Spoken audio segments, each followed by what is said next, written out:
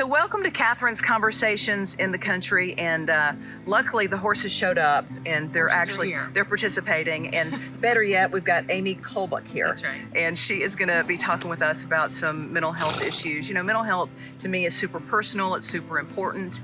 This is the second month we've talked about mental health on the social media pages on Country 103.7. Amy, thank you for schlepping it out here. Absolutely, it's beautiful out here. Did I give you good enough instructions? You gave me perfect directions. Because I'm kind of They were perfect. back in the boonies.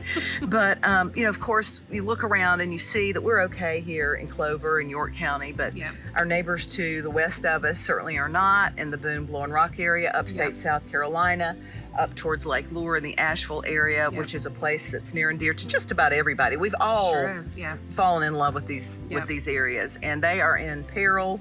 They are underwater, a lot of them still without power. And of course, their physical needs are what we're thinking about first and foremost, getting them help with their physical needs. Yeah.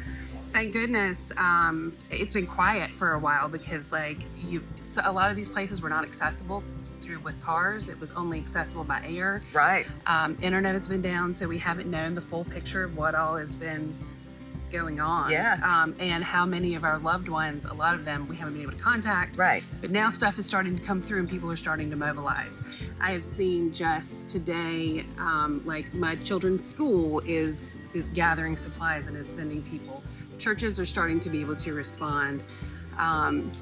I think if you want to help, those are good places to start. Facebook is a good place to start. People are posting on Facebook, hotlines, there's lists, Red Cross, there's lists of supplies that are needed. Yeah. Diapers, non-perishables, water, of course. Money donations. Money donations, Yes. absolutely. Red Cross is a great organization, I think, to donate also. But so things are just now starting to get to that point. I think you're still asking just people not to drive up. Definitely don't. Yeah. But there are organized truckloads going up there to these communities that we're just now again figuring out the damage really and what they need. And then also what they need is mental health care. Yeah. I mean, can you imagine the anxiety of, let's say you've got anxiety issues anyway, right? And then out of the blue, you're in the mountains. This is only supposed to happen on the coast.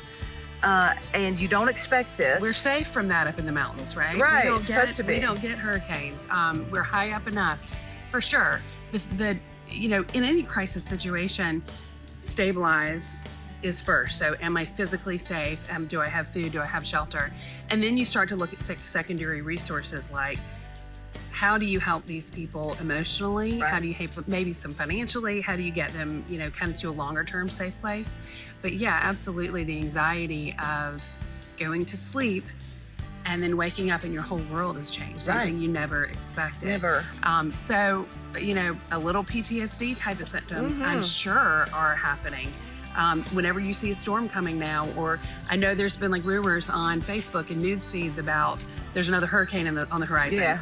I don't think that's true. From what I've understood, it's not. But I can understand the anxiety now of people thinking this is not going to end. We're still in crisis, and certainly some of these areas are absolutely still in crisis. But you know, the understanding that the heightened you know, you're kind of hyper aroused, the heightened anxiety of, and that's normal. Totally normal. Yeah. Totally so normal. So don't panic that you're experiencing this. And understand it when there are people in situations who are still panicking that way.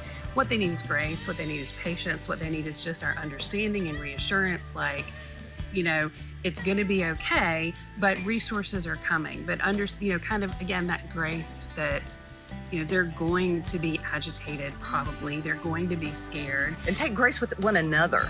You know. That's absolutely one another. But so for everyone who's not trained in mental health, grace abounds, right? That is certainly something that we can give. And just an ear to be there for people, just to step beside them while they are confused or concerned or suffering, goes a long way. You don't have to worry about what is the exact right thing to say in the moment.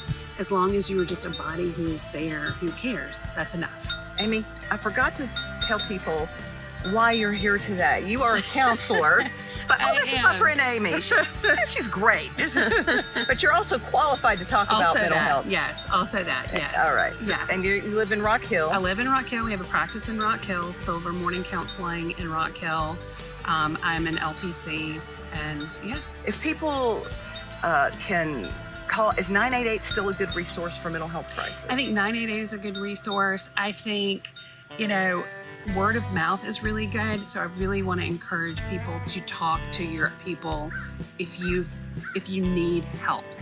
Just saying, hey, do you know of a counselor? Do you know of, normalizing it. It's not scary to talk about once you just kind of hit that initial topic, and then guaranteed you're going to find somebody who can point you in the right direction. Word of mouth is really the best way, I think, to find good, solid resources. But yes, of course, 911 can also take you to emergency services, suicide prevention hotlines, those types of things.